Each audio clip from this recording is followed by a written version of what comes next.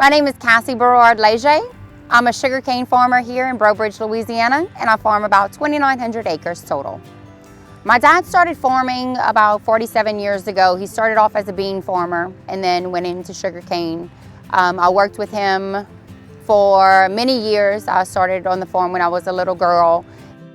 Growing up in this industry, it's ever changing. And so I'm so passionate about it because I grew up in here. It's kind of built into us. I can't imagine doing anything else. For the longest time, whenever I wasn't in agriculture and I was in the sales industry, I never felt like I really had a purpose. Like I was always searching, what am I going to be doing for the rest of my life? What is my purpose? And so when I came back on the family farm, that's when I realized this is what I'm meant to do. It's uncommon in this area. I am one of the only female farmers. So for a while, it was really shocking to people when I told them what I did. It's mostly your stereotypical when they ask me, oh, you farm, well, do you do the books? Well, yes, of course I do the books. I'm the nurse, I'm the accountant, I'm the clerical, I'm the everything, but I also run all the equipment as well. The only thing I don't do on this farm is mechanics. I am not a mechanic. I don't pretend to be a mechanic, but I do everything else. The reason why First South Farm Credit was my absolute #1 choice in going for my lending needs is because my dad once told me a long time ago that before I even bought this farm or was even thinking about buying the farm, he said First South will never abandon you. Out of all the years that he's been farming, he knew that First South stuck with him in his good and bad years. He said, so First South, going into buying the farm, I think that you should look at them first. Well, having a good relationship with First South whenever he owned the farm, there was no question that that's where I would go because I knew how well he was taken care of, and I knew coming to this that I would have the same service. And so right now we're harvesting sugarcane. I have 2 combines that are cutting in the field right now, and we have 2 carts per combine. And after they go ahead and cut the cane, we load it into 18-wheelers. And so my 18-wheelers go ahead and haul it to the mill.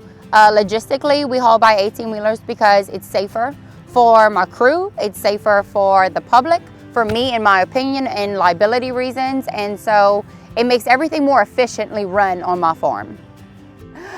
So a typical day during grinding season varies, whether it's dry or whether it's pouring down raining. Not many people know this, but during sugarcane, we don't have a day off when it's snowing, when it's raining, when it's dry and sunny. We harvest in every condition possible. That's one of the few commodities that do harvest in every condition possible. And so a typical day varies. Dry weather, it's nice, it's easy. We can typically finish a field, in a good, adequate amount of time. On a rainy, pouring down rainy day, it gets quite interesting. I mean, you have field conditions, you don't have the best soil sometimes. You could be in sandy land, you could be in blackjack. So you have combines that are having issues cutting cane. Sometimes the cane is not standing straight up. You have weather all year long that we fight, and so you can have cane twisted, you can have cane laying down, and you have to harvest that cane. And so you have issues to where a combine is trying to pick up cane, a cart is trying to turn in their row, and it's muddy, it's getting stuck. You have push and pull. It could be a nightmare on some days. I mean, it's just, every day is not a typical day. Every day it kind of presents its own different challenges.